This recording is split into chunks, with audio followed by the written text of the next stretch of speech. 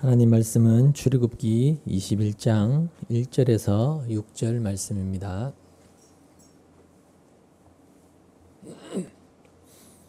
출애굽기 21장 1절에서 6절 말씀 함께 봉독하도록 하겠습니다. 같이 읽겠습니다. 내가 백성 앞에서 공포하여야 할 법규는 다음과 같다. 너희가 히브리 종을 사면 그는 6해 동안 종살이를 해야 하고 7해가 되면 아무런 몸값을 내지 않고서도 자유의 몸이 된다. 그가 혼자 종이 되어 들어왔으면 혼자 나가고 아내를 데리고 종으로 들어왔으면 아내를 데리고 나간다. 그러나 그의 주인이 그에게 아내를 주어서 그 아내가 아들이나 딸을 낳았으면 그 아내와 아이들은 주인의 것이므로 그는 혼자 나간다. 그러나 그 종이 나는 나의 주인과 나의 처자를 사랑하므로 혼자 자유를 얻어 나가지 않겠다 하고 선언하면 주인은 그를 하나님 앞으로 데리고 가서 그의 귀를 문이나 문설주에 대고 송곳으로 뚫는다. 그러면 그는 영원히 주인의 종이 된다. 아멘. 기도하겠습니다. 하나님 아버지, 오늘도 저희들의 몸과 마음을 주님이 이끄셔서 주의 말씀 앞으로 우리를 부르셨습니다. 이스라엘에게 세우셨던 이 법규들이 오늘 우리와 어떤 연관이 있고 또 어떤 말씀으로 다가와지는지를 오늘 이 말씀을 통해서 알아가기를 소망합니다. 오늘 이 말씀 안에서 우리와 하나님이 어떤 관계에 있는가를 깊이 깨달아 알게 하셔서 날 위한 신앙이 아닌 우리 하나님을 진심으로 높이고 경배하는 참된 신자된 그 복된 길로만 가는 저희가 되게 하여 주시옵소서. 예수님의 이름으로 기도하옵나이다. 아멘. 보시면 아시겠지만 이제 21장부터 해서 이제 법규, 규례에 대해서 나옵니다. 딱딱하고 재미없고 읽어도 무슨 말인지 우리 현실과 전혀 맞지 않는 그런 이야기들로 절비한데 이 말씀들이 오늘 우리에게 어떻게 또 적용되어지고 해석되어지고 인식되어져야 되는지를 좀 세밀하게 같이 좀 살펴보면 좋을 것 같습니다. 우리가 보고 또 듣고 있는 이 성경의 전체 내용이라고 하는 것이 사실 지금 우리의 현실과는 거리가 먼 내용들이 아마 거의 대부분이라고 할 수 있습니다. 그럴 수밖에 없는 것이 성경이 기록된 그 시대나 또 성경 내용의 배경으로 등장하는 그 시대가 모든 부분에서 지금 우리가 살고 있는 현재와는 달라도 너무나 다르기 때문이라고 할 수가 있습니다. 문화도 다르고 문명도 다르고 나라도 다르고 살아가는 어떤 삶의 방식이나 환경, 처지 어느 것 하나 비슷한 것 없이 너무 판이하게 다르기 때문에 성경의 이 내용들이 우리가 살아가는 현실과는 안 맞는 것이 어떻게 보면 당연할 수밖에 없습니다. 근데 문제는 이제 그러다 보니 우리도 매일 성경을 2장씩 읽어가고 있지만 성경을 대하면서 또 성경을 읽고 들으면서 성경을 단지 그냥 눈으로 읽는 것만 여기고 지나가는 경우가 거의 대부분이라고 할 수가 있습니다. 이건 지금의 현실과는 거리가 너무 멀다. 오늘 본문도 마찬가지지만 상황도 배경도 지금의 우리의 처지와는 맞지가 않다. 이제 그런 느낌이 상당히 강하게 받기 때문에 그냥 눈으로 읽고 대충 지나가는 것이 거의 대부분일 것입니다. 지금 읽은 이 본문도 그런 차원에서는 예외라고 할 수가 없는 것이 오늘 본문에는 주인과 종이라는 그런 관계가 등장을 합니다. 주인이 종에 대해서 혹은 종은 주인에 대해서 어떻게 해야 될 것인가 하는 것을 이야기하고 있는 그런 내용으로 구성되어져 있습니다. 근데 지금 우리가 살고 있는 이 시대에는 종과 주인이라는 관계가 지금은 없습니다. 물론 기업을 운영할 때 고용인이 있고 고용주가 있고 이런 관계는 지금 이 시대에도 있지만 근데 고용인과 고용주의 이 관계가 옛날 고대 사회 이런 종과 주인의 관계와는 다르지 않습니까? 고용주가 고용인의 윗사람이다 라는 이런 개념은 있겠지만 그래도 고용인이 고용주의 종이라는 어떤 그런 소유물인 것은 절대로 아니라는 거죠. 만약에 그렇게 생각했다가는 큰일 나는 겁니다. 뉴스에 나는 거죠. 근데 고대 사회에서의 종과 주인의 관계는 종은 주인의 소유물이고 재산이었습니다. 그래서 심지어 주인은 종의 목숨도 마음대로 쥐락펴락할 수 있는 생사여탈권이라는 죽음과 삶을 허락해 줄 수 있는 그런 권한까지도 가지고 있었습니다.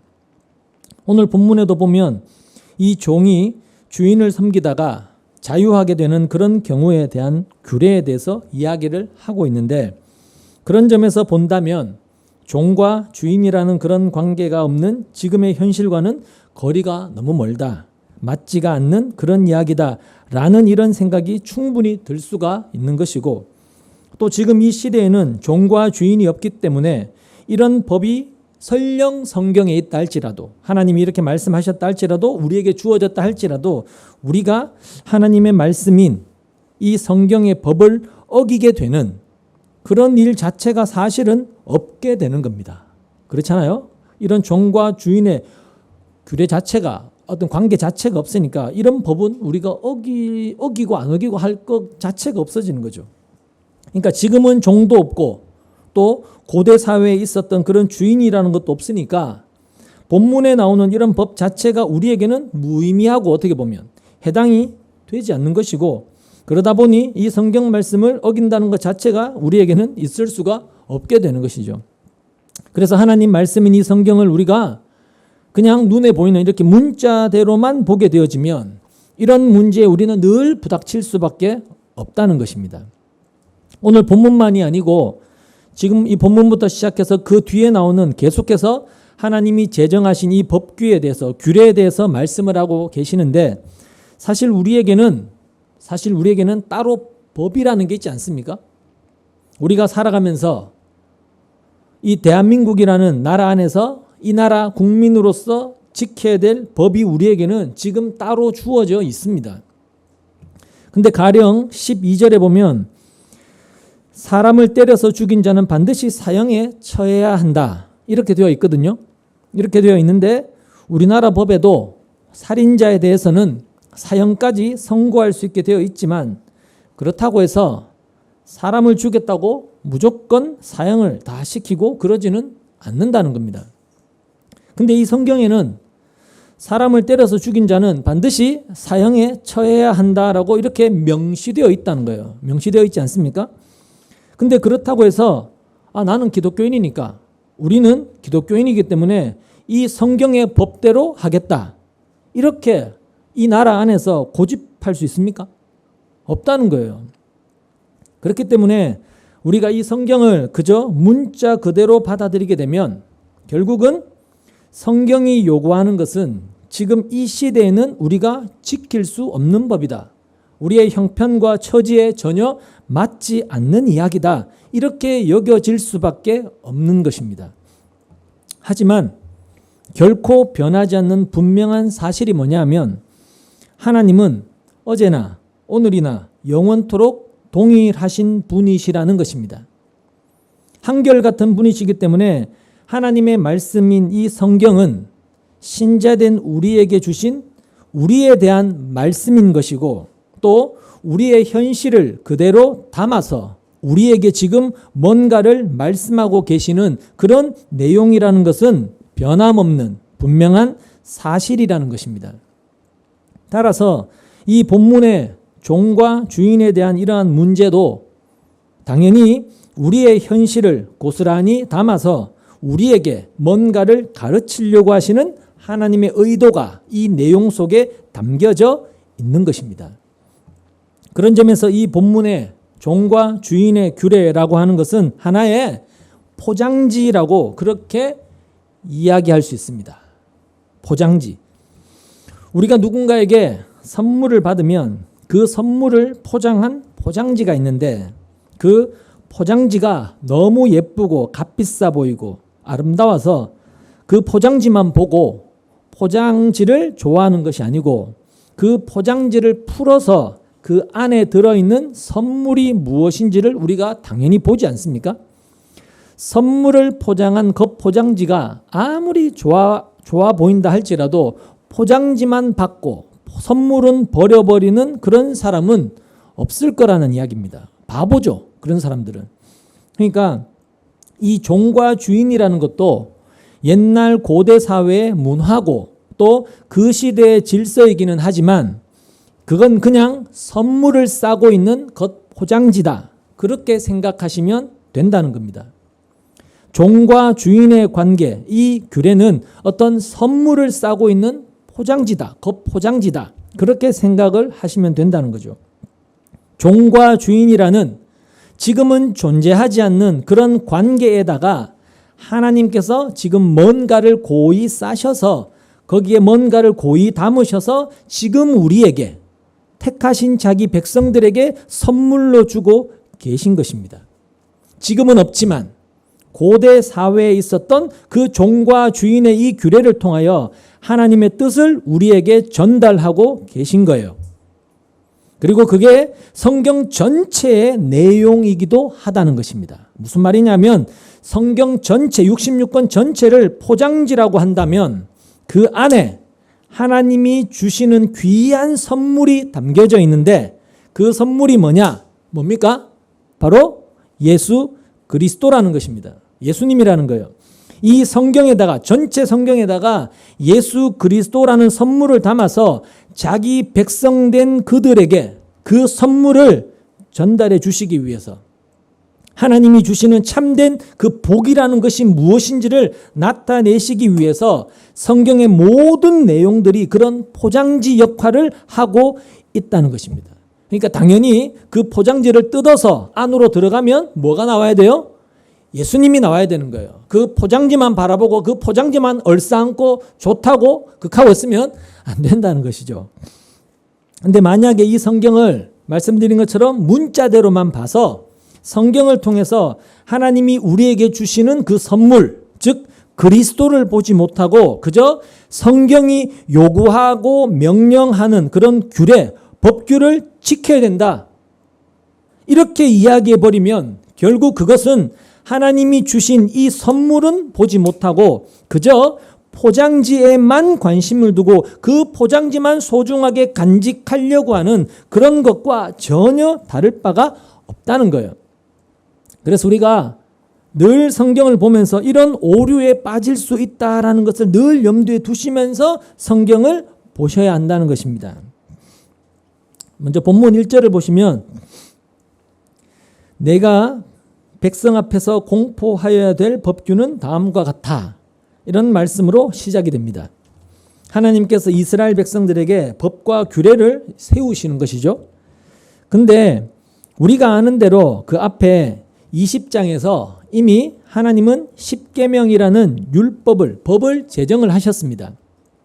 앞서 십계명이라는 법을 세우셨는데 또다시 어떤 법규를 세울 필요가 있느냐라는 이런 생각을 좀 해볼 필요가 있습니다. 율법을 제정하셨는데 왜 또 법규를 세우시냐는 것이죠. 그것은 십계명이라는 법이 있는데 또 다른 법규를 세우시는 것은 뭔가 십계명으로만으로는 부족해서가 아니고 그 십계명만 있고 십계명에 대한 구체적인 법규가 없으면 십계명을 어겼을 때 어떻게 해야 되는지 알 수가 없지 않습니까? 그 법을 어떻게 시행해야 되는지 세부적인 내용이 없으면 법을 집행할 수가 없는 거죠. 가령 십계명이라는 10가지의 법만 있으면 살인하지 말라고 하셨는데 근데 그 법을 누군가가 어겼습니다. 어겼다면 그 사람이 살인을 했다 할지라도 살인자에 대해서 어떻게 처리해야 한다는 처벌 규칙이 없다면 결국은 하나님의 계명을 어겨도 괜찮네 라는, 어겨도 어떤 처벌도 없고 아무런 불이익이 없으니까 어겨도 괜찮네 이렇게 될 수밖에 없다는 거죠. 그래서 하나님이 제정하신 그 법을 어겼을 때 너희는 이렇게 해라 라는 것이 법규로 세워져서 등장을 하게 되는 것입니다. 살인자에 대해서 또 폭행자에 대해서 사람과의 관계에 대해서 도둑질에 대해서 이렇게 다양하게 처리해라 이런 법규가 등장을 하게 되는 것이죠. 그게 바로 21장부터 법규를 세우시는 이유다. 이렇게 이해하시면 되는 것입니다.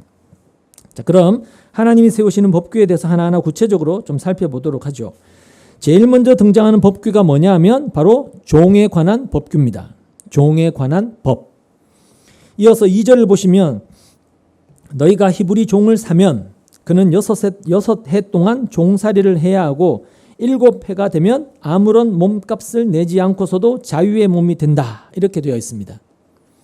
당시 종이라고 하는 것은 사고 팔 수가 있었습니다. 한마디로 말해서 물건으로, 주인의 소유로, 재산의 일부로 취급이 되고 있었던 것이 종이었습니다. 그래서 그 뒤에 20절, 21절을 보시면 어떤 사람이 자기의 남종이나 여종을 몽둥이로 때렸는데 그 종이 그 자리에서 죽으면 그는 반드시 형벌을 받아야 한다. 그러나 그들이 하루나 이틀을 더 살면 주인은 형벌을 받지 않는다.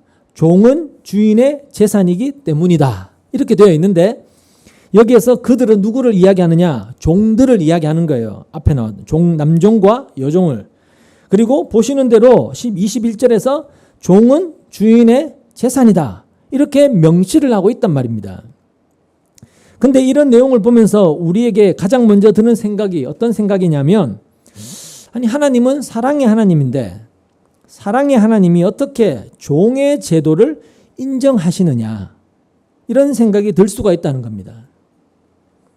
사실 이런 구절들을 근거로 해서 중세 시대와 그 이후 근대 초기까지 노예 제도와 종을 유지하고 정당화하는 데 사용이 되어 왔습니다. 사실은 당시는 기독교 사회였던 그런 어떤 유럽에서 지배계층은 성경의 이런 특정 구절들을 문자 그대로 인용하거나 자의적으로 해석하면서 노예 제도 자체가 하나님이 허락하신 제도라고 주장을 하기도 했던 것이죠. 어쨌든 지금 우리에게는 어떤 종의 제도, 사람을 노예로 취급하고 대한다라는 것은 나쁜 것이다. 이렇게 인식이 되어 있어서 인간의 가치는 모두가 동등하고 똑같이 존엄하고 귀한데 어떻게 주인이 있고 종이 있을 수 있고 또 물건을 사고 팔듯이 사람을 사고 파는 그런 노예제가 있을 수가 있느냐. 이건 굉장히 악법이다. 나쁜 것이다. 이게 우리가 갖고 있는 기본 생각이지 않습니까? 사람을 소유물로 생각하는 것은 지금 이 시대에는 인권을 유린한다는 것으로 그렇게 생각을 한다는 거죠. 미국에 있었던 남북전쟁도 노예제 때문에 발생한 노예 제도가 갈등의 원인이 된 그런 전쟁이었지 않습니까? 지금 시대는 고용주가 고용인을 함부로만 대해도 사회적으로 큰 문제가 되고 욕을 먹는 그런 시대인데 하나님이 네가 히브리 종을 사면 이렇게 말씀을 하고 있는 것은 어떻게 보면 종의 제도를 인정하시는 것이다. 이렇게 생각이 된단 말입니다. 문자적으로만 보면. 그렇기 때문에 어떻게 하나님이 종의 제도를 인정하실 수가 있느냐. 이런 불만이 하나님에 대해서 잘 모르는 사람들에게는 충분히 있을 수가 있다는 것이죠. 하나님이 사랑이시고 공평하신 분이시라면 오히려 너희는 종의 제도를 두지 말아라. 이방인들은 설령 둔다 할지라도 너희들은 절대로 두면 안 된다. 어떤 경우에도 종을 두어서는 안 된다. 이렇게 말씀하시는 것이 더 하나님답지 않느냐라는 생각이 우리에게 들게 되는 것입니다. 그리고 우리 기준에서 보면 그 말도 일리가 있는 생각이라는 거예요. 노예제는 나쁜 거니까 하나님이 나쁜 것은 하지 마. 이렇게 하시는 것이 더 맞다. 이런 생각이 들 수가 있는 것이죠. 근데 그것도 우리가 살아가는 문화와 또 사회 환경 그리고 교육의 영향에 의해서 노예제는 나쁜 것이다. 이렇게 생각을 하는 것이지 옛날 고대 사회에서는 노예제도는 나쁜 것이다. 라는 이런 의식 자체가 없었습니다. 노예제는 그 당시에 있었던 어떤 문화였고 그 당시에는 어떤 계급이 존재했던 그런 사회였기 때문에 그걸 어떤 나쁜 것으로 인식하지를 않습니다. 또 하나님은 노예제를 싫어하신다. 이렇게 이야기를 할 수도 없다는 거예요. 물론 노예제도를 하나님이 기뻐하시는 것도 아닙니다. 다만 하나님께는 인간관계의 문제가 관심의 대상이 아니라는 겁니다. 하나님은 거기에 별로 관심이 없어요. 하나님의 관심사는 거기에 있지 않다는 거예요. 이 사회가 종의 제도가 없다고 해서 훨씬 좋은 사회다, 이런 게 아니거든요. 지금도 마찬가지지 않습니까? 종의 제도가 없다 할지라도 옛날과 다르게 지금 사회는 훨씬 좋은 사회다, 그런 건 아닌 거라는 거죠. 물론 여러분, 하나님 앞에서 모든 인간이 평등한 것은 분명한 사실입니다. 평등한 것은 맞는데, 근데 여러분이 아셔야 되는 이 평등하다, 하나님 앞에서 모든 인간은 평등하다라는 것이 우리가 생각하는 그런 종과 주인이라는 상하 계급이 없는 그런 평등을 말하는 것이 아니고요. 하나님 앞에서 모든 인간은 평등하다라는 것은 모두가 다 예외 없이 하나님 앞에서 어떤 존재다? 죄의 존재다 라는 이런 의미의 평등입니다. 모두가 다 죄의 존재다. 종이든 주인이든 누구든지 간에 그 사람은 죄의 존재고 모두가 다 그 죄로 인해 죽는다. 이게 인간의 평등이에요. 하나님 앞에서의 평등.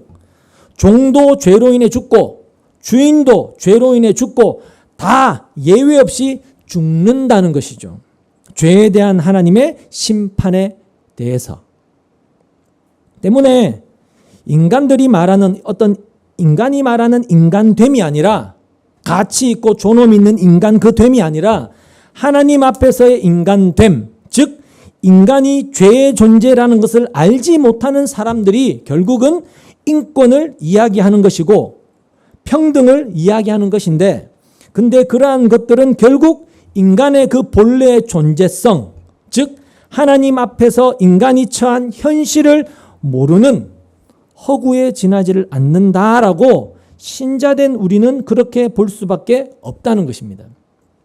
하나님을 모르고 인간에 대해서도 모르고 있는 거예요. 근데 문제는 예수를 믿는다고 하고 하나님을 믿는다고 하는 기독교인들조차도 그런 인간됨을 알지 못하더라는 것입니다. 일단 이 종과 주인에 대한 내용은 단순히 이 종과 주인이라고 하는 어떤 인간관계에서 지켜야 될 법에 대해서 지금 이야기하고 계시는 것이 아니라는 겁니다. 말씀드린 것처럼 본문을 그렇게 문자대로만 보게 되어지면 종과 주인이라는 이런 계급 관계가 없는 지금 우리 이 시대에서는 이 내용은 우리와는 아무 상관없는 그런 내용이 될 수밖에 없다는 것이죠. 자, 2절을 다시 보시면 너희가 히브리 종을 사면 이렇게 말씀을 하고 계시는데, 자, 이 말씀을 다시 우리가 곰곰이 생각을 해보면 원래 히브리 사람들은 다들 애굽의 종이었습니다. 그렇죠? 히브리 사람들은 예외 없이 다 종이었죠. 히브리 사람으로 종이 아니었던 사람은 한 사람도 없습니다. 전부 애굽의 종이었습니다. 근데 그런 히브리 사람들이 하나님이 베푸신 은혜로 하나님이 일하신 결과로 출애굽을 해서 가나안 땅, 약속의 땅 가나안으로 들어가게 됩니다. 하나님이 들어가게 하셨고 그 땅을 이스라엘에게, 자기 백성 히브리 사람들에게 선물로 주신 것입니다. 무상으로 주신 거예요. 공짜로. 그래서 가나안 땅에서 히브리 사람들은 따로 종이라는 신분이 없는 겁니다. 모두가 종으로 있다가 해방이 되어서 하나님이 약속하신 그 땅에 하나님의 은혜로 그들이 들어갔고 그 땅을 각기 지파 수대로 하나님께서 무상으로 선물로 나누어 주셨던 것이죠. 때문에 처음에 그 약속의 땅에는 종이라는 신분은 없습니다. 없는 겁니다. 모두가 다 평등한 입장에서 살아가는 것이죠. 하나님의 은혜를 입은 자로서 평등하게 살아가는 거예요. 근데 이제 세월이 흘러가면서 남에게 종으로 팔리는 신세가 된 겁니다.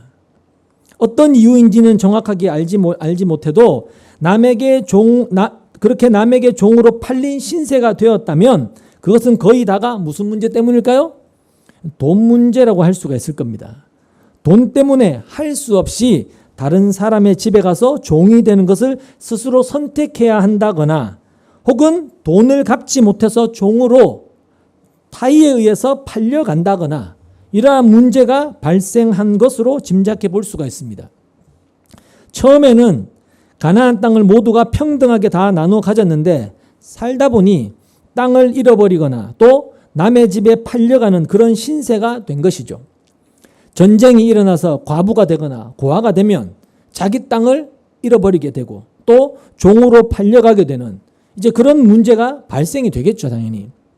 자, 그러면 그렇게 종으로 팔려가게 하신 분이 누구냐는 거예요. 누굽니까? 누가 그런 일을 하신 거예요? 결국은 하나님이 하신 거예요. 우리가 늘 고백하듯이 우리가 가난하거나 부하거나 살거나 죽거나 건강하거나 병약하거나 하는 이 모든 것이 하나님의 뜻 밖에서, 그러니까 하나님의 간섭 밖에서 되어진 것이 아니라 모든 것이 하나님의 간섭 아래 되어진 것이니까 하나님의 뜻과 계획에서 벗어나 있는 일은 없으니까 종으로 팔려간다 할지라도 그것도 결국은 하나님께서 하신 일이다.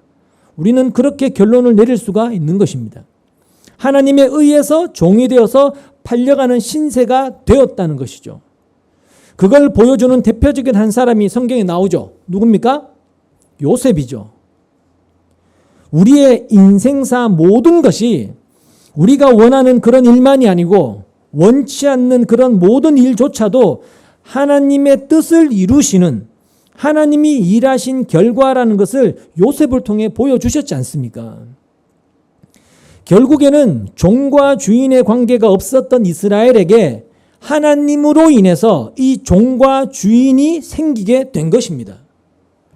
그래서 우리가 이제 생각해 봐야 될 것이 뭐냐 하면 하나님이 지금까지 이스라엘 안에 없었던 그런 관계, 이런 종과 주인의 관계가 있게 하셔서 오늘날 신자된 우리에게 뭘 말씀하고 계시는 것이고 또 당시 이스라엘 백성들에게는 하나님은 뭘 나타내고자 하시느냐라는 것입니다.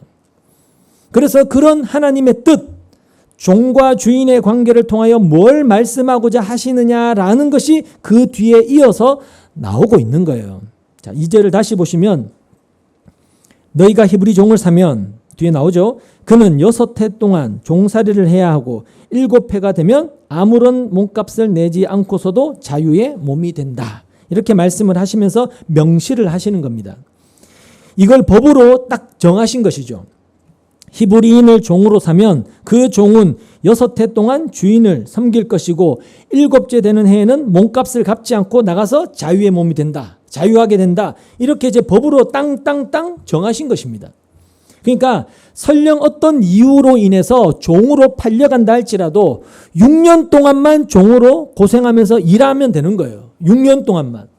그리고 7년이 되면 자기가 팔린 그 몸값을 자기가 지불하지 않아도 나가서 자유하게 될 수가 있다는 것입니다.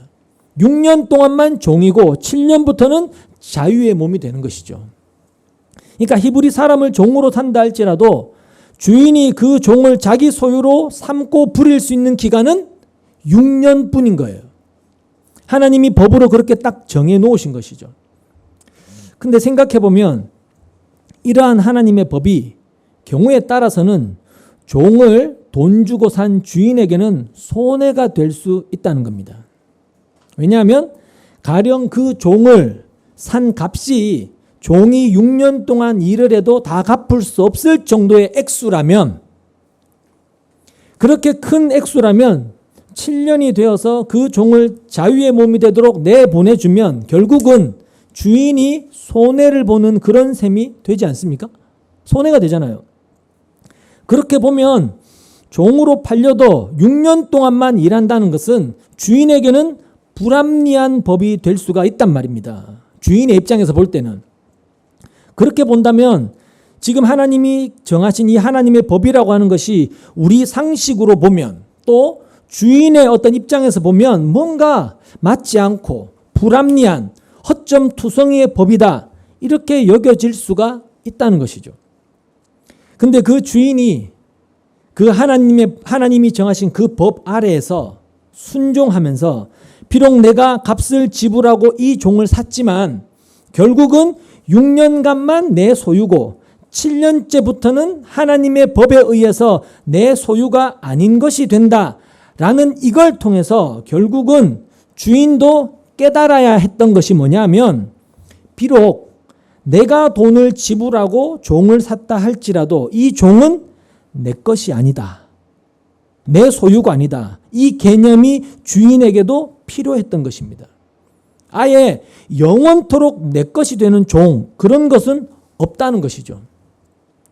근데 여기서 우리가 또 한 가지 생각해야 될 것이 있는데, 그게 뭐냐면, 여러분, 이 하나님이 정하신 이 법이라고 하는 것은, 그러니까 하나님 말씀이라는 것은 단순히 우리를 만족시키기 위해서 주어진 것이 아니고, 아까 말씀드린 것처럼 뭔가를 우리에게 말씀하고자 하는 포장지로 활용하고 계신다는 것입니다. 포장지로. 근데 그 포장지를 보고 포장지가 좋다, 나쁘다, 내 마음에 든다, 안 든다, 나에게 유익이 된다, 안 된다, 이렇게 말할 수 없는 것처럼 하나님의 법이, 하나님의 말씀이 불공평하다든가 불합리하다든가 모순이 있다든가 그런 생각을 우리가 할 수가 없다는 거예요.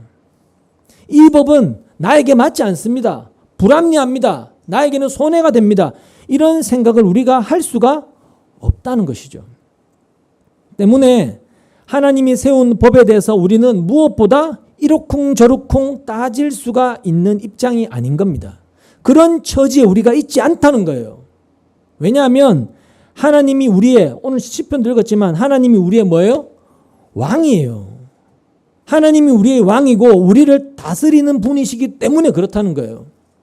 그런 왕이신 하나님이 세운 법인데, 그 백성들이 아니 왕이 세운 법이 나에게 손해가 돼, 나에게 도움이 별로 안 돼, 내 현실에 맞지 않아, 나를 전혀 배려하고 고려하지 않고 만든 악법이다, 그렇게 보인다고 해서 아니 이 법을 좀 바꿔주세요, 나에게 도움이 되고 실제적으로 어떤 이익이 되는, 손해가 되지 않는 그런 법으로 좀 바꿔주세요, 이렇게 주장할 권한이 있느냐는 거예요.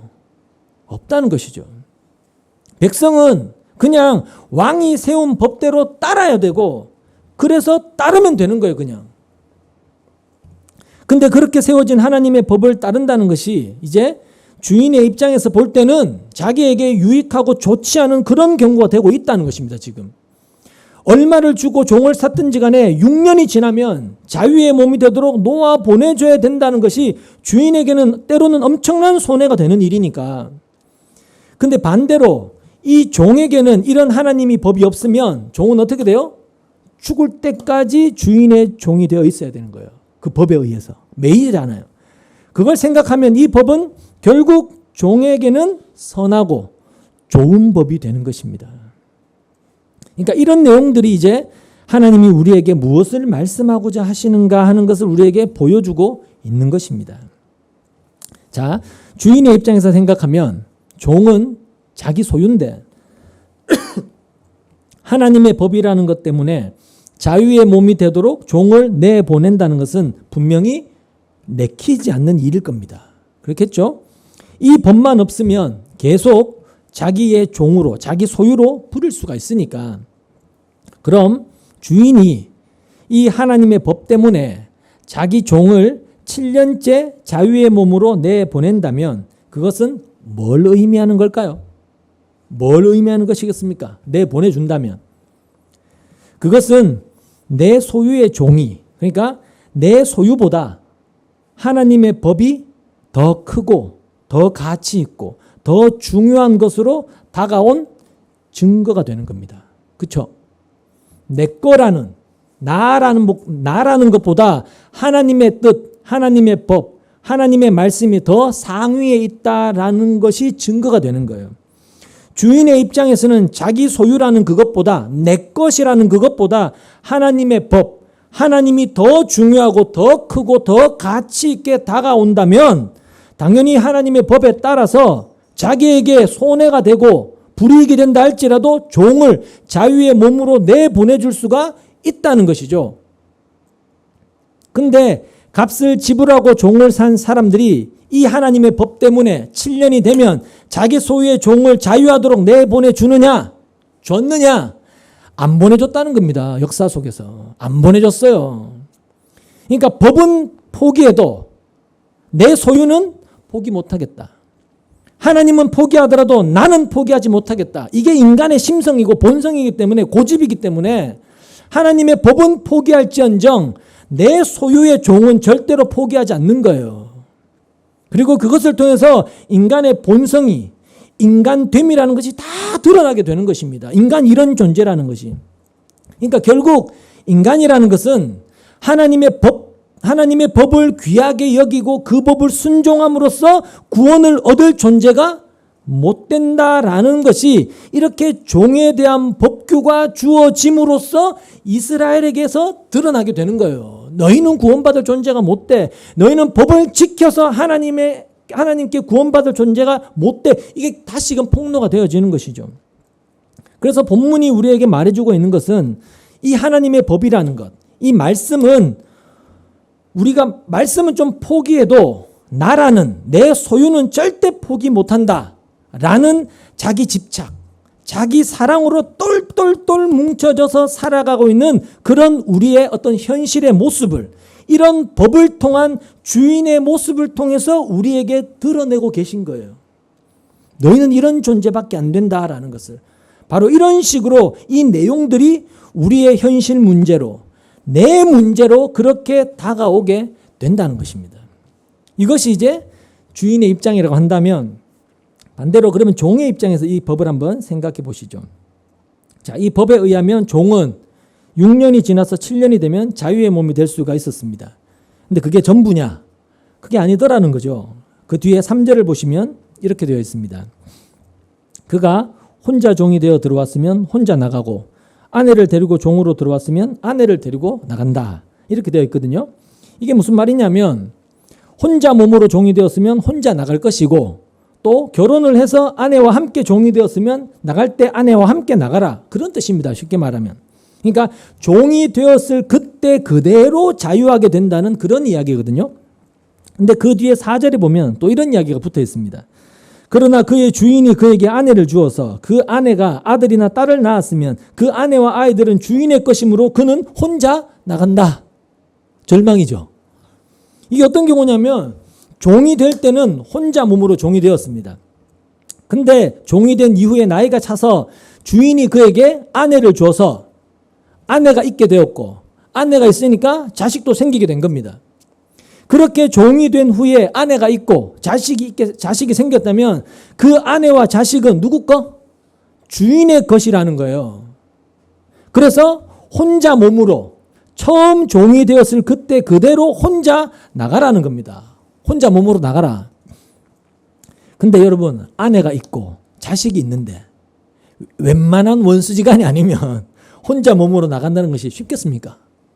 여러분은 쉬우실 수 있을지 몰라도 쉽지가 않습니다. 처자식 놔두고 나 혼자 자유하게 잘 먹고 잘 살겠다 나간다고요? 쉽지 않습니다. 어떻게 처자식을 다 버리고 혼자 자유의 홀몸이 되어서 나갈 수가 있겠습니까? 근데 그런 경우에는 이렇게 하라고 또 뒤에 말씀을 덧붙이십니다. 5절과 6절에 나와 있죠. 같이 읽겠습니다. 시작. 그러나 그 종이 나는 나의 주인과 나의 처자를 사랑함으로 혼자 자유를 얻어 나가지 않겠다고 선언하면 주인은 그를 하나님 앞으로 데리고 가서 그의 귀를 문이나 문설주에 대고 송곳으로 뚫는다. 그러면 그는 영원히 주인의 종이 된다. 이렇게 이제 법을 만들어 놓으신 겁니다. 그러니까 종이 7년째가 되면 자유의 몸이 될 수가 있는데, 7년이 되었는데도 여기 나오는 것처럼 주인과 처자식을 사랑해서 나는 자유의 몸이 되지 않겠습니다. 이렇게 선언을 한다면 그 주인이 종을 데리고 하나님 앞으로라고 되어 있는데, 개역 개정에는 재판장에게로 가라고 되어 있거든요. 그렇게 재판장에게 가라는 겁니다. 그리고는 재판장 앞에서 문이나 문설주에 종의 귀를 대고 송곳으로 그의 귀를 뚫으라는 겁니다. 귀걸이 하라는 거죠. 쉽게 말하면 귀에다가 구멍을 뚫는 거죠. 그렇게 하면 나는 영원히 이 주인의 종이 되었다라는 이런 표시가 된다는 것입니다. 영원히 그 주인의 종이 된다는 것이죠. 그러니까 우리가 볼 때는 이런 법들이 좀 이상하고 참 번거롭다는 이런 생각이 들 수가 있다는 겁니다. 7년이 되어서 7년이 돼서 종에서 종으로 나가게 하려면, 종을 나가게 하려면 결혼을 언제 했든지 간에 가족을 전부 다 같이 나가게 하시면 되는데 마치 가족을 볼모로 잡아서 이용하는 것처럼 가족은 놔두고 네 혼자 나가라. 만약에 가족을 놔두고 혼자 못 나가겠으면 가족과 함께 영원히 주인의 종이 되어라. 이런 법이 도대체 어디 있느냐는 거예요. 치사하게. 근데 여기서 눈여겨봐야 할 것은 종이 아내와 자식만, 처자식만 사랑해서 나가지 않는 것이 아니고 누구도 사랑해요? 주인도 포함이 되어 있다는 거예요. 종이 처자식뿐만 아니라 주인을 사랑해서 내가 자유의 몸이 될 수 있는 기회를 스스로 포기하겠다는 거예요. 주인을 사랑해서 내가 영원히 주인에게 속한 종이 되겠습니다. 자원에서 이렇게 선언을 한다는 것입니다. 그러니까 종이 주인을 사랑한다면 그것은 그만큼 그가 종으로 생활할 때 그 주인이 종에게 엄청난 뭔가를 줬다는 뜻이지 않겠습니까?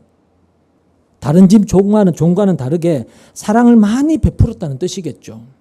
종을 다른 자기 재산이나 자기 소유처럼 함부로 그렇게 대한 것이 아니고 어떤 사랑으로 그를 대했다. 이런 의미가 되는 것이고 그리고 그런 주인으로부터 떠나기를 종이 싫어했던 것이죠. 자유의 몸이 되는 것보다 주인에게 속한 종으로 존재하는 것을 나는 더 바랍니다. 이렇게 이야기를 한다는 것이죠. 종이 된 후에 아내가 생겼고 자식이 생겼다면 그 또한 주인이 베푼 사랑이니까. 어쨌든 이 종은 자기가 자유하게 되는 그것보다 영원토록 주인의 종이 된다 할지라도 사랑하는 아내와 자식과 주인이 있는 그 집에 머물기를 원한다는 겁니다. 나는 영원히 주인의 종이 되겠다는 거예요. 주인에게 받은 그 사랑 때문에 자유의 몸이 되는 것보다 주인의 종이 되는 것을 선택하고 원하고 있다는 것이죠. 바로 이 사랑이라고 하는 것이 바로 이 종의 이야기. 본문의 이야기를 통해서 하나님이 우리에게 전달하고자 하시는 내용이 되는 것입니다. 그게 선물이라는 거죠. 종에 대한 법규라는 이 포장지에다가 사랑이라는 내용을 담아서 우리에게 전달하고자 하신다. 이렇게 보시면 되는 것입니다.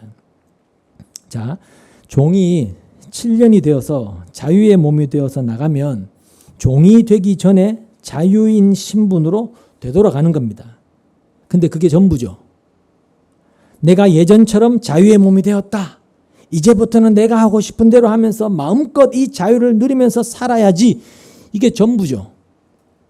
근데 자기 혼자 이렇게 주인, 아내, 자식 다 내팽개치고 나는 자유의 몸이 되겠다라고 나간다면 결국은 나는 아내나 자식이나 어떤 주인에게 받은 사랑보다도 자유의 몸이 되어서 자유롭게 사는 것을 나는 더 원한다, 더 바란다. 이런 의미가 되지 않습니까? 주인을 위해 일하는 종보다도 날 위해서 살아가는 자유인의 신분, 내 마음대로 날 위해 살아가는 것을 나는 더 원해. 이런 뜻이 되는 것이죠. 주인이 잘해줬든 말든 아내와 처자식이 주인의 종으로 남아있든 말든 그런 것은 전혀 개의치 않고 나만 생각하는, 날 위해서 살아가는 나, 이것만 생각하는 그런 모습이라고 할 수가 있는 것이죠. 근데 반대로 나는 영원히 주인의 종이 되겠습니다 라고 선언을 한다는 것은 자유한 나로 그렇게 살아가는 것보다는 주인의 사랑에 종속되어 있는 것을 나는 더 원합니다. 나는 그게 훨씬 더 좋습니다. 이걸 의미하는 것이고 바로 이것이 지금의 신자됨이라는 거예요. 바로 이게. 자, 기독교인들이 예수를 믿고자 하는 주된 이유에는 자기 구원이 있습니다. 맞죠? 예수를 믿고 구원받은 나를 생각하는 거죠. 나는 구원받고 싶다. 나는 죽으면 천국 가고 싶다. 다 나를 생각하고 있는 거예요. 그죠? 나를 생각하고 예수를 믿는 거란 말입니다. 지금의 기독교인들은. 근데 예수님에게서 실제 진짜 이 구원의 내막을 제대로 보게 된 신자라면 내가 아니라 예수님의 희생을 생각하게 되어 있습니다. 나 구원받았어. 이것보다도 그 구원에서 예수님이 치르신 대가, 그 희생, 즉 하나님의 사랑을 본다는 거예요. 다시 말해서 예수님의 그 사랑이 나를 죄와 사망에서, 심판에서, 저주에서 건져내셨다라는 그 사실을 보게 되는 것이 신자란 말입니다. 그게 진짜 신자예요. 그래서 신자는요, 자기 구원의 마음을 두기보다 나는 구원받았어, 나는 천국 가, 이런 자기 구원이나 천국의 마음을 두기보다 예수님의 희생과 그 사랑의 마음을 두는 사람이다, 이렇게 이야기할 수가 있는 것입니다. 그게 신자예요. 그래서 구원받았으니까 나는 이제 지옥 갈 걱정 없어, 이런 식으로 안심하고 살아가는 그런 게 아니고요, 예수님의 사랑에 속한 자로, 그 사랑이 얼마나 가치 있고 고귀한 것인지를 알기 때문에 예수님의 그 사랑에 내가 속한 자로 살아가는 것을 더 기뻐하는 것, 그게 신자됨이라는 거예요. 그게 신자라는 거예요. 예수님의 그 사랑 속에 머물기를 소원하는 것. 자, 종이 나는 자유인이 되지 않겠습니다, 이렇게 선언한다면 주인이 그를 데리고 하나님께로 갑니다. 하나님께로 간다는 것은 재판장에게 간다고 그런 뜻이라고 했는데, 이 재판장은 뭐 하는 사람입니까? 법을 주관하는 사람이죠. 법을 가지고 옳고 그름을 판단하는 그런 사람이지 않습니까? 하나님이 법을 제정하신 것처럼 똑같다는 거죠. 그 재판장에게 종을 데리고 가서, 하나님 앞에 종을 데리고 가서 종의 귀를 문이나 문설주에 대고 송곳으로 뚫어버린다는 겁니다. 그렇게 함으로써 종은 이제 두 종류로 나누어지게 돼요. 종은 두 종류로. 한 종류는 귀에 구멍이 뚫린 종, 귀걸이한 종. 한 종류는 구멍이 뚫리지 않은 종. 이렇게 두 종류의 종으로 나누어집니다. 귀에 구멍이 뚫린 종은 주인과 처자식에 대한 사랑 때문에 자원해서 스스로 종이 된 사람이지 않습니까? 그렇죠? 주인에 대한 사랑 때문에, 처자식에 대한 사랑 때문에 스스로 자원해서 종이 된 사람이고, 자유를 포기하고 자원해서 종이 된 사람입니다. 그 말은 종은 종이지만 법에 매이지 않는 종이라는 겁니다. 법정으로는 6년이 지나면 7년째 자유할 수 있는데 거기에 매이지 않고 스스로 종이 되었으니까 종은 종인데 법에 매이지 않는 종이에요. 법적인 종이 아니라는 거죠. 그래서 영원히 주인을 섬기지만 법 때문에 어쩔 수 없어서 억지로 강제적으로 주인을 섬기는 것이 아니고 기꺼운 마음으로, 감사한 마음으로, 좋아서 주인을 사랑해서 자원해서 섬기는 종이 되는 거예요. 법에 매이지 않는 종으로. 그게 귀가 뚫린 종이란 말입니다.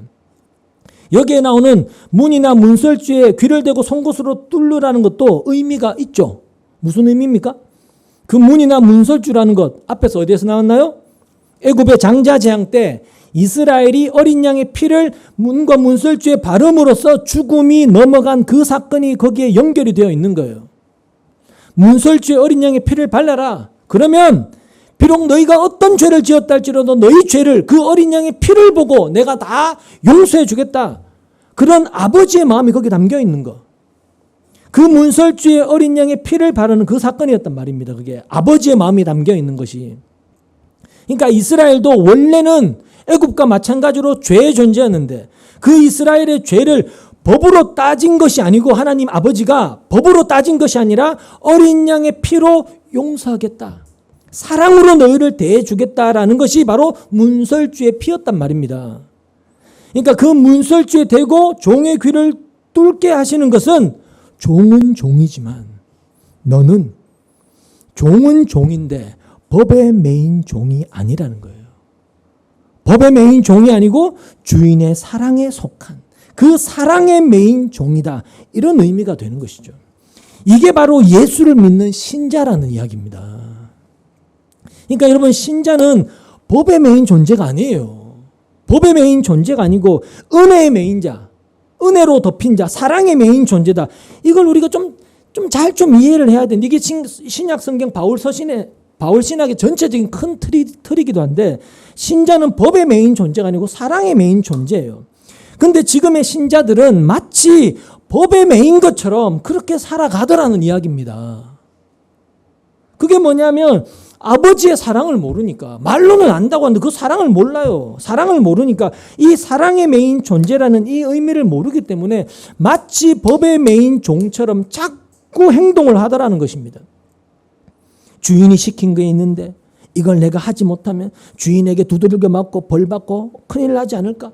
늘 이런 염려가 있더라는 것이죠. 내가 말씀을 지키지 못해서 벌 받고, 그래서 뭔가 집에 우환이 생기고 하나님이 나를 힘들게 하고 나의 삶에 고난을 주고, 늘 이런 생각을 갖고 불안해하고 전전긍긍하고 염려하면서 살아가더라는 거. 나는 이것밖에 못하는데, 나는 이런 사람밖에 못 되는데, 내가 과연 신자라고 할 수 있냐? 내가 천국 갈 수 있을까? 지옥 가는 건 아닌가? 이런 생각들, 이런 것들이 바로 사랑이 아닌 법에 매인 것이 된다는 거예요. 아버지 사랑을 모르는 거예요. 자꾸 주인과 나 사이에 법이 있는 것처럼, 주인과 내가 법의 관계로 형성되어 있는 것처럼 그렇게 보고 있다는 이야기입니다. 이게 안 뚫린 종이라는 거예요. 귀가 안 뚫린 종. 이것으로 생각을 해보면 여러분, 하나님이 자기 백성 이스라엘에게 이 법을 주신 이유를 우리가 알 수가 있다는 거죠. 그것은 법으로 내가 이스라엘을 다스리겠다 이런 의미가 아니고요. 이스라엘로 하여금 너희는 법이 아니고 나의 사랑 아래에 있다. 나의 사랑 아래 너희가 있단다. 이걸 알게 하시기 위해서 주신 것이다. 이렇게 이야기할 수 있다는 거예요. 그래서 여러분, 법을 지키는 것이 하나님을 믿는 신자다운 것이 아니고요. 하나님의 사랑을 알고 받은 바 그 사랑에 진심으로 감사함으로써 내가 그 사랑의 메인자로, 그 사랑 안에 머물기를 소망하는 자로, 그 사랑에 속한 자로 살아가는 것을 기뻐하는 사람, 그게 하나님께서 원하시고 기뻐하시는 하나님을 믿는 하나님 백성다움이라는 거예요. 그 사랑을 알고 그 사랑에 감사하고 기뻐하며 그 사랑 안에 머물며 살아가고자 하는 것, 이게 하나님 백성다운 거예요, 진짜. 여러분, 이미 이스라엘은 애굽에 나올 때부터 문설주에 어린 양의 피를 바르고 죽음에서 건짐받고 나와 있는 그 순간부터 이미 법에 매인 게 아니고 사랑에 매여서 나온 것이지 않습니까? 우리가 구원받은 것도 사랑에 매여서 애굽에서 나온 거예요. 그래서 하나님은 법으로 그들을 따지시지 않습니다. 만약에 하나님이 법으로 그들을 따지신다면, 대하신다면 그들은 벌써 홍해 바다에서 애국 군대와 함께 죽었어야 돼요. 빠져 죽어야 된단 말입니다. 애국 군대가 죽은 것은 하나님이 법으로 그들을 대했기 때문에 그래요. 그들의 죄를 따지셨기 때문에 그들이 죄로 인해 심판받아 죽은 것이거든요. 홍해에 빠져서. 근데 하나님은 문설주에 바른 어린 양의 피로 그들을 건져내셨잖아요. 건져내셨고, 그리고는 유월절을 지키라는 그 유월절 규례를 그들에게 세우신 것도 나는 법이 아니라 사랑으로 너희를 대한다. 너희는 내 사랑에 매여 있는 자들이야. 이걸 알게 하기 위해서 유월절 규례를 세우셨지 않습니까? 그렇기 때문에 그들에게 이 십계명이라는 지금 이 모든 법규 규례를 세우심으로써 너희가 법을 지켜서 어떤 백성다움을 나타내 보이라는 게 아니고요. 그런 법을 통해서 하나님이 우리를 법으로 대하시는 것이 아니구나. 법으로 대하시는 것이 아니구나. 그걸 좀 알라는 그 의미가 거기에 담겨 있는 거예요. 그것을 이 종과 주인의 규례에 담아서 가르치고 계시는 것이고, 그것이 바로 오늘날 하나님과 신자된 우리와의 관계라는 거예요, 여러분. 하나님과 우리는 사랑의 관계에 있는 것이지 법의 관계에 있는 것이 아니라는 거예요. 근데 늘 하나님의 사랑을 이야기하면서 말은 그렇게 막 청산유수처럼 해놓고 하나님과의 관계를 자꾸 법적 관계로 따지려고 하는 것이 지금의 우리고 또 현대 기독교인들의 현실의 모습이거든요. 그래서 아까 이야기한 대로 내가 이걸 실천하고 이걸 잘하면 하나님께서 나에게 무슨 내가 원하는 복으로 갚아주시겠지. 자꾸 이렇게 나오게 하는 것이 하나님과의 관계를 법적 관계로만 따지는 것이고 그런 것밖에 안 된단 말입니다. 그리고 그것은 결국 하나님의 사랑을 개무시하는, 업신여기는 그런 죄가 된다는 거예요, 여러분. 그렇게 보면 지금의 기독교인들이 하고 있는 신앙생활의 어떤 현실들이 이렇게 종과 주인에 대한 어떤 법문 규례를 통해서 그냥 고스란히 다 드러나고 있는 거예요. 법의 관계로 존재하느냐, 사랑의 관계로 존재하느냐, 하나님과. 이게 다 드러나고 있는 거죠. 이 종과 주인의 관계를 통해서. 여러분 어떻습니까? 여러분 하나님과 무슨 관계에 놓여 있습니까 지금? 법의 관계입니까? 사랑의 관계입니까? 스스로 물어보셔야죠. 그래서 여러분 하나님 말씀은 시대가 흘러가도 변하지 않습니다. 수천 년 전에나 수천 년 후나 말씀에 담긴 하나님의 뜻은 전혀 변하지 않습니다. 그럼 변함없는 그 하나님의 뜻이 뭐냐? 이야기한 대로 신자라고 하는 것은 법이 아니고 사랑의 맹인자다라는 것입니다. 그럼 법은 왜 우리에게 주어졌느냐? 법은 우리를 하나님의 사랑으로 이끌어가기 위한 하나의 도구로 주어진 것이라는 거예요. 그래서 로마서 3장 20절에 말하죠. 율법으로는 죄를 인식할 뿐이다. 죄가 인식되어져야만이 그 죄의 문제를 해결하는 곳으로 시선과 방향이 돌려지잖아요. 그래서 율법을 주신 거예요. 율법을 통해서 죄가 죄되게 하기 위해서. 너희가 죄인이라는 것을 끊임없이 확인시키기 위해서 법을 제정하고 주신 거예요. 그리고 이 법이라는 것을 갈라디아서에서는 몽학 선생 아시죠? 어릴 때 유대인 집에서 가정교사를 들여서 얘가 장성해서 어른이 될 때까지 집에서 잘 가르치는 거예요. 인간답게 사람답게 살아가는 그걸 몽학 선생, 집에 들이는 가정 개인 교사다. 이렇게 갈라디아서는 이야기한단 말입니다. 갈라디아서 3장 24절 한번 찾아보고 가시죠. 갈라디아서 3장 24절입니다.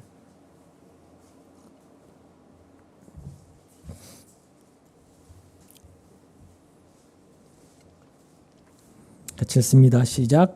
그래서 율법은 그리스도께서 오실 때까지 우리에게 개인교사 역할을 하였습니다. 그것은 우리로 하여금 믿음으로 의롭다고 하심을 받게 하시려고 한 것입니다. 보시다시피 율법이 우리에게 교사가 되어서 가정교사가 되어서 우리를 그리스도께로 인도해 간다는 거예요. 그리스도께로 인도해 가는 역할을 하게 하기 위해서 율법이 주어졌다는 뜻입니다. 따라서 법은 우리가 지켜서 하나님 앞에 야, 너 참 의롭다. 야, 너 천국 갈 만하다. 너 복 받을 만하다. 너 칭찬 받을 만하다. 그렇게 법을 지켜서 하나님 앞에 의롭게 되라고 주신 것이 아니라 법을 주심으로써 지킬 수 없는 자신의 죄된 본성을 깨닫게 하심으로써 하나님 앞에 자신이 죄인임을 알게 하는 교사와 같은 거울과 같은 그런 역할을 함으로써 오직 예수님이 행하신 그 일만 십자가에서 베풀어진 그 사랑만 그 하나님의 사랑만 믿고 의지하게 하시려는 하나님의 뜻이었던 것입니다. 이게 핵심이에요. 이렇게 법이라는 것은 그리스도께로 우리를 인도하는 도구다. 이렇게 성경이 이야기를 하고 있단 말입니다. 법으로 대하면 너희는 벌써 죽었어야 돼. 사랑으로 대하기 때문에 아직 너희가 살고 있는 거야. 이걸 법을 통해서 가르쳐 주시는 거예요, 지금. 오늘도 우리에게. 법으로 하면 우리는 지금 당장 죽어야 되는데, 당장 지옥에 던져져야 되는데, 그 법으로 우리를 대하지 않고 있기 때문에 우리가 아직까지 호흡하면서 살고 있는 거예요, 여러분. 은혜로 대하고, 사랑으로 대하고 계시기 때문에. 여러분, 하나님의 사랑의 완성이 누굽니까? 예수님이잖아요. 그리스도이지 않습니까? 그 그리스도의 십자가 은혜 안으로 우리를 자꾸만 인도해 가는 것이 하나님의 법이라는 거 쉽게 말하면. 그 은혜 속으로 점점 더 깊이 들어가서 그 은혜 안에 온전히 잠식되어지게끔 하기 위해서 그 디테일한 법들을 365가지 율법을 허락하시는 거예요. 우리에게. 그게 하나님의 법이라는 거예요. 오늘 본문 뒤에 7절부터 11절까지를 보면 주인과 여종에 대한 내용이 나오는데 이것도 역시 사랑에 대한 거예요. 다음 나중에 보겠지만 다 사랑에 대한 이야기를 하고 있는 거예요. 하나님이 이런 것들을 다 포장지에다가 하나님의 사랑을 다 싸서 우리에게 주고 있다는 것이죠. 다시 정리하자면 종과 주인의 관계는 사랑이 개입되어 있는데 그 사랑을 우리가 알지를 못하면요. 결국은 내 힘으로 내가 하고 싶은 걸 하면서 살아가는 자유의 그 길을 자꾸 꿈꾸게 되어 있다는 거예요. 그 사랑이 뭔지를 모르면. 주인이 없이 내가 내 삶의 내 인생의 주인이 되어서 내 마음대로 날 위해서 사랑을 자꾸 원하고 바라고 달려가게 된단 말입니다. 주인의 사랑을 모르면. 신앙생활도 내가 주인이 되어서 날 위해서 하려고 하다 보니까 뭘 하면 내가 좀 복을 받고 어떻게 하면 내가 지금보다 더 잘되고 더 나아질까 더 편안해질까 늘 이런 궁리를 할 수밖에 없는 거예요. 사랑을 모르고 알지 못하면. 근데 그게 무슨 증거가 되느냐 하면 죄의 종으로 살아가는 증거다. 이렇게 증거되어지는 겁니다. 내가 죄의 종으로 살아가고 있다는 증거. 내가 날 위해서 하나님을 찾고 신앙생활도 날 위해서 하려고 하는 이런 모든 것들이 바로 죄의 종으로 살아가는 것이다. 그 증거입니다, 여러분.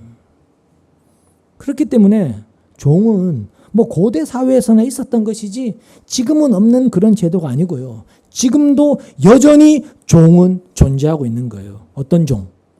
모든 사람이 다 종으로 살아가는데 어떤 종으로 살아가느냐? 바로 죄의 종으로 살아간다는 거예요. 전부 다. 예외 없이 다 죄의 종으로 살아간다는 거예요. 사탄의 종으로 살고 있다는 것입니다. 그래서 홀로 자기를 위해서 열심히 산다고 해봐야 결국 죄의 종으로 살다가 심판에 이를 뿐이라는 거예요. 망할 뿐이라는 것. 이걸 알게 된 사람만이 주님의 사랑에 속하고 싶어하는, 종속되고 싶어하는, 자원에서 주인의 종이 되는 거예요. 그 사랑을 알기 때문에, 자기가 어떤 존재인지 알기 때문에. 그래서 내 귀가 문설주에서 뚫어지기를 바라는 거죠. 주님, 내가 주님의 귀에 뚫려져서, 주님에서 귀가 뚫려져서 영원한 주님의 종이 되겠습니다. 법이 아니라 그 사랑으로 자원해서 주의 종이 되는 거예요. 주의 사랑을 알고 그 사랑을 입은 내가 어떤 존재인지를 아니까. 나는 법 아래서는 심판받을 존재밖에 안 됩니다. 오직 주의 사랑에 종속되는 그것만이 내가 사는 유일한 길입니다. 나는 그 사랑이 좋아서, 나는 자유가 싫습니다. 나는 영원히 주님의 사랑에 속한 자로 그렇게 살고 싶습니다. 이렇게 나오게 되어지는 것입니다. 이게 바로 예수님 안에 있는 신자됨이다. 이렇게 이야기할 수가 있다는 것이죠.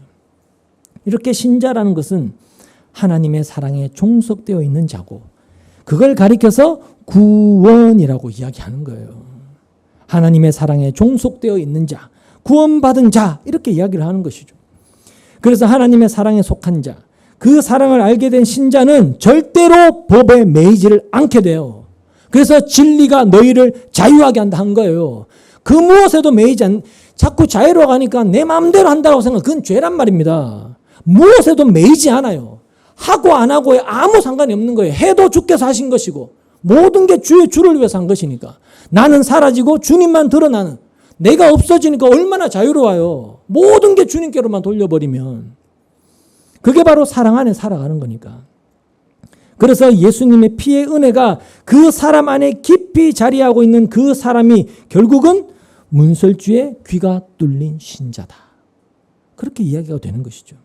그러기에 문설주의 귀가 뚫린 신자는 예수님의 피의 은혜가 자기 마음에 채워져 있어서 그 피로 인해서 내가 영원토록 주님의 사랑에 속한 자로 살고 싶습니다. 라며 늘 그 사랑만을 바라보게 되고 그 사랑에 자신의 모든 것을 두게 되는 그런 사람으로 살아가게 되는 거예요. 그럴 때 신자는 내가 그 사랑에 속했다는 그것 자체로 감사함이 되는 거죠. 감사가 되는 것이고 그게 자기가 받은 하나님이 주신 복, 선물로 다가와지고 그렇게 이미 복받은 자로 이 인생을 살아가게 되는 거예요. 그러니까 다른 복을 구할 필요가 있겠냐고요. 없단 말입니다. 세상이 말하는 그런 복들은. 그게 신자라는 거예요, 여러분. 그럴 때 내가 뭘 좀 하고 안 하고 이건 아무런 문제가 되지 않는 거예요, 여러분. 왜? 사랑에 속했기 때문에. 그게 바로 우리가 신자됨으로 주를 바라보고 살아가는 복된 삶이다. 이렇게 이야기가 되는 것이죠. 그렇게 우리 안이 하나님의 사랑으로 가득가득 채워지면서 우리의 신앙이 어떤 법의 관계로 나가는 것이 아니고 이 사랑에 속한 자, 오직 하나님이 베푸신 그 사랑만을 바라보고 그 사랑 때문에 감사함이 있는 그런 신자된 길로 늘 나아가는 저와 여러분 되시기를 주님의 이름으로 소망합니다. 기도하겠습니다.